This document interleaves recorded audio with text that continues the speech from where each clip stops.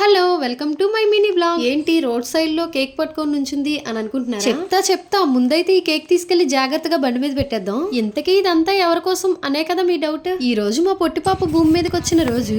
అదేనండి బాబు బర్త్డే. అందరూ మా పొట్టి తల్లికి మంచిగా మీ బ్లెస్సింగ్స్ ఇచ్చేయండి. అదంతా సరే, రోడ్డు మీద కేక్ కటింగ్ ఏంటి అని అంటారా? టెంపుల్ కి వెళ్ళి వస్తుండగా వ్యూ బాగుంది కదా అని కేక్ తెచ్చి సరదాగా కట్ చేయించేసాం. ఎప్పుడు ఒకేలాగైనా అప్పుడప్పుడు ఇలా కూడా ట్రై చేయాలి, కానీ కొంచెం జాగ్రత్త వహించాలి రోడ్ కాబట్టి. సర్లేండి, కేక్ కటింగ్ అయిపోయింది. మా పొట్టు పాపకి కేక్ తో పాటు మా ప్రేమ కూడా.